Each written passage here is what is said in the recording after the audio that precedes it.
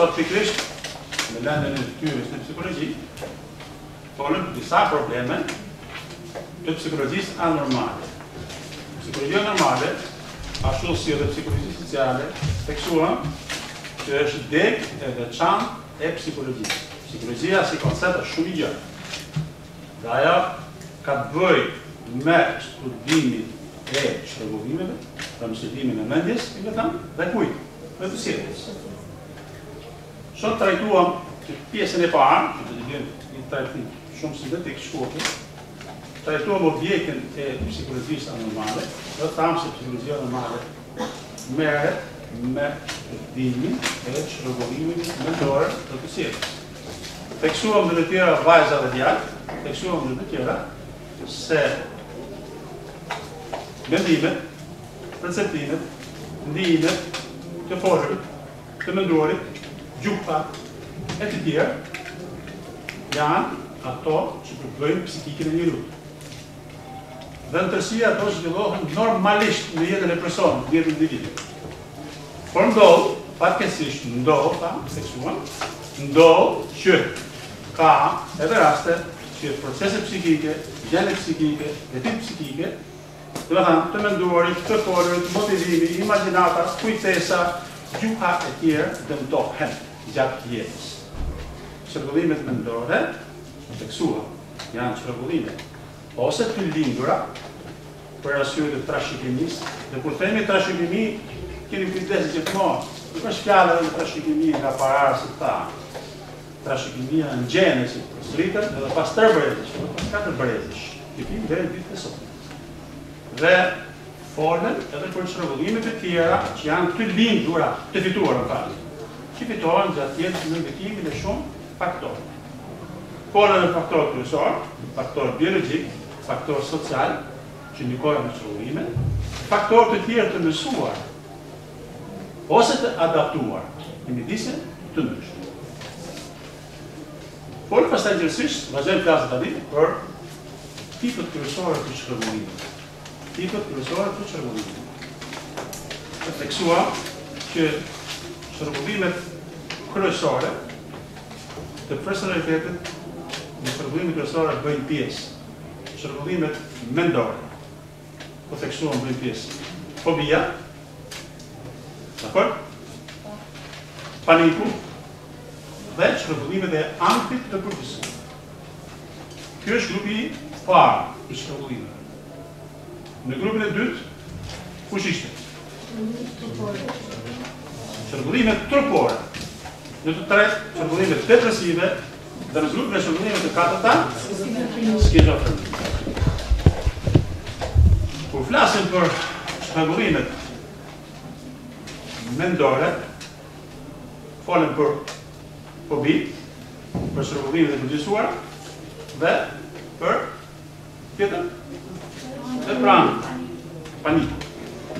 Fobia është frikë. Frikë për shembull thash, dorë kategori thash frikë ndaj kamerës, frikë ndaj fonisë, frikë kur paraqitesh në publik, se ndoshta nuk paraqitesh në atë nivel që ti e ke menduar. Frikë nga letërsitë. Frikë nga i dashuri, kur takosh për herë të parë. Frikë nga fejesa, frikë nga martesa. Janë të gjitha këto fobi. Janë shërbullime të personalitetit të individit. Shërbullime mendore. Natyrisht në nivelin jo të. Grupi tjetër është shërbullimet e përgjithësuara. Dhe shërbullimet e përgjithësuara me rastet, kanë bëjmë rastet, kur njerëzit mendojnë se do të ndodhë diçka e papritur, e pa planifikuar, që se ka menduar asë vetë ai, ose ai. Dhe në grupin e tretë thamë për shërbullimet tjera si lidhen dhe paniku. Paniku përfshin njerëz në situata shumë të rënduara. Për shembull, paniku nga ato lëkunit tërmet se si ka parë. Dhe unë i kam vënë re edhe në mjediset e pedagogëve, edhe në mjediset e studentëve. Panik, për shembull, në rastet e luftave, panik nga situatat e tjera të ndryshme, analoge, që i ndodhin njerëzit gjatë jetës. Këto janë përbëjnë grupin e parë të shërbullimeve të personalitetit. Grupi i dytë përbëjnë shërbullimet trupore. Sidomos këto janë shumë të theksuar tek mosha e adoleshencës. Asnjëherë adoleshentët vajza dhe të djalë, asnjëherë adoleshentët nuk naqen me pamjen e tyre të jashtme, me trupin e tyre.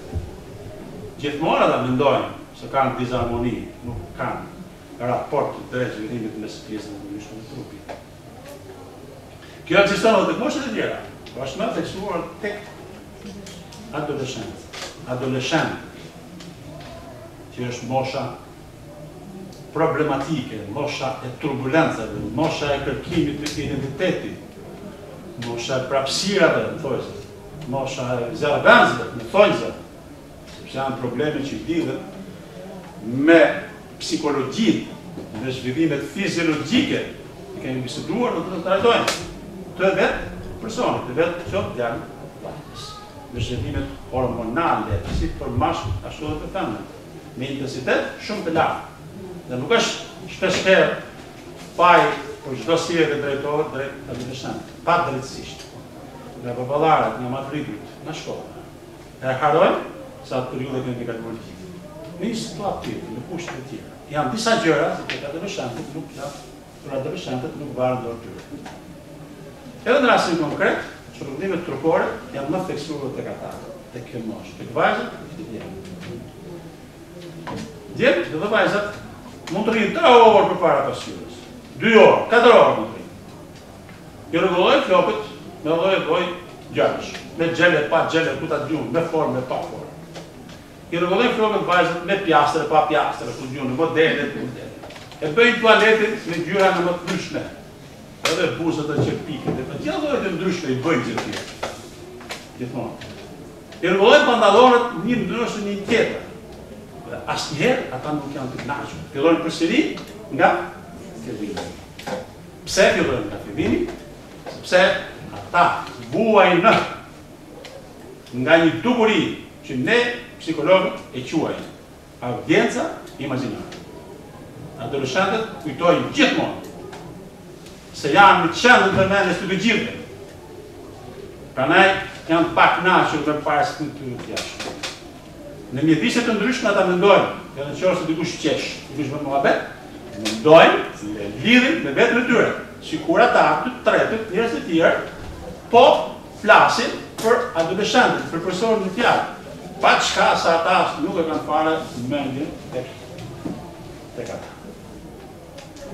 Shërbullim tjetër, tam janë shërbullimet depresive. Janë shërbullime shumë të rënda psikologjike.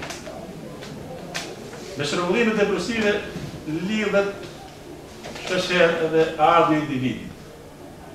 Personi me shërbullime të tilla futet në një tunel, në një situatë që s'di të dalë kur.